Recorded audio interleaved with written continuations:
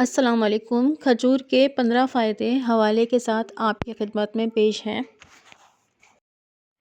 کھجور رسول اکرم صلی اللہ علیہ وآلہ وسلم کی پسندیدہ غذا تھی اور آپ صلی اللہ علیہ وآلہ وسلم اس سے روزہ افطار فرماتے تھے۔ یہ عمل امت کے لیے سنت اور باعث برکت ہے۔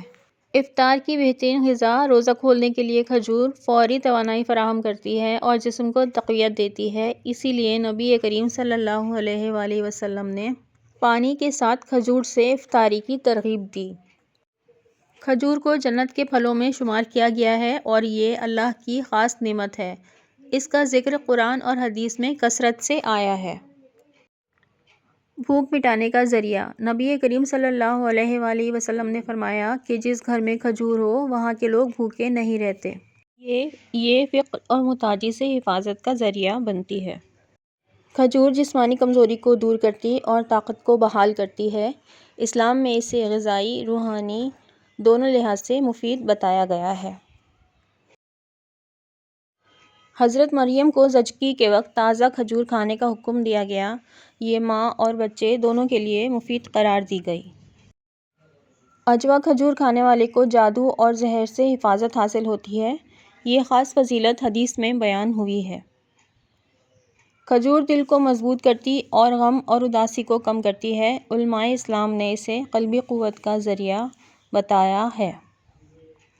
کھجور سے صدقہ کرنا آسان اور ثواب کا باعث ہے۔ نبی کریم صلی اللہ علیہ وآلہ وسلم نے معمولی چیز سے بھی صدقے کی ترغیب دی ہے۔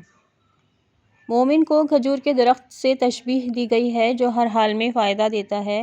یہ ایمان کی مضبوطی کی علامت ہے۔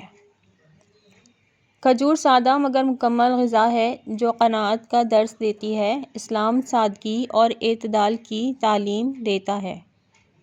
نوزائیدہ بچوں کو کھجور چبا کے تحنیک کرنا سنت ہے۔